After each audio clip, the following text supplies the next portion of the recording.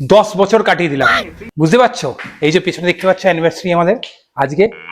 Basically আজকালকার ছেলেমেয়েরা তো সালা নিজেদের রিলেশনটাকে টিকাতেই পারে না, 3 বছর 4 বছরের মধ্যেই ডিভোর্স হয়ে যাচ্ছে। আরে কারোর সঙ্গে 2 ঘন্টা কাটানো আর 24 ঘন্টা কাটানোর মধ্যে অনেক পার্থক্য আছে। কিভাবে তোমাদের বিয়েটাকে স্মুথ ভাবে চালাবে, আমার কথাগুলো শুনবে আর ঠিকভাবে চলবে। আজকে কতগুলো টিপস বলবো তোমাদের বিয়েটা কি গো, তোমাকে দিওয়ালটা সাজাতে বলছিল, এখনো হলো না তোমার দিওয়াল সাজানো? তুমি রিলস বানাচ্ছো, কাজকর্ম নেই তোমার?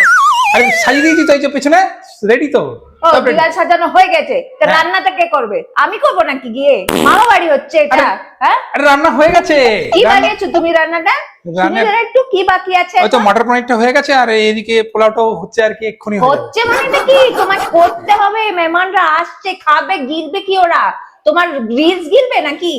ঠিক আছে, আমি করে দিচ্ছি। আমি একটু এক্ষুনি আসছি, সাজুগুজু করে শেষ হতে চাই, আর পোলাওটা রেডি চাই আমি একদম। হ্যাঁ হ্যাঁ, ঠিক আছে, হয়ে যাবে।